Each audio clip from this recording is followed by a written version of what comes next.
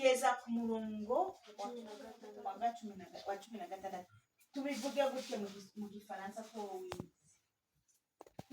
uwo murongo twavuze uwo murongo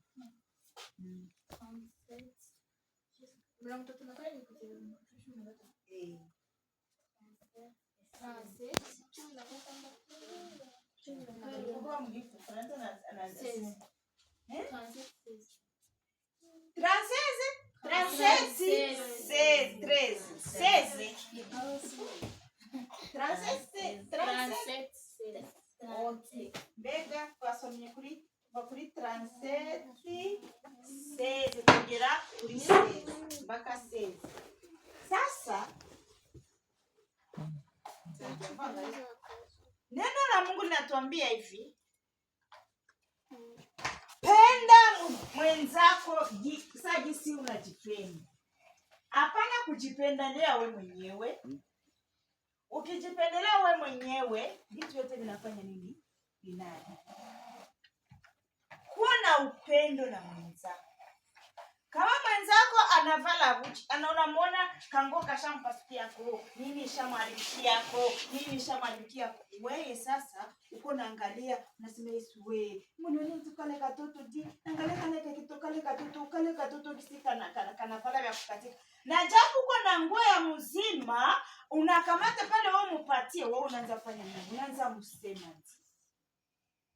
Sasa nini la Mungu anakataza? Neno la Mungu linatuambia kuwa na upendo. Tukue na upendo.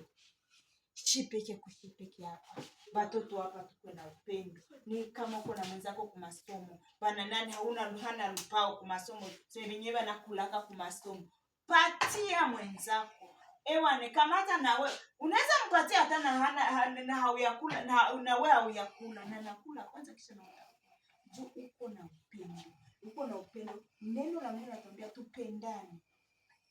Hatutakia penda Mungu mwenyewe atukuone. Mimi nitakuwa sikukupenda kisha sema mimi ole kila siku kanisa. Mimi ole kila siku kanisa. Upendo gani? Hakuna upendo. Sasa tufanye nini? Tupendane sisi kwa sisi. Tujiaranje tupendane, penda wazazi yako, penda wandugu yako, mupendane kwa masomo mpendane. Kibaya tu. Hapana kutembea njia zenye haziko za mapenzi ya nani? Ya Mungu.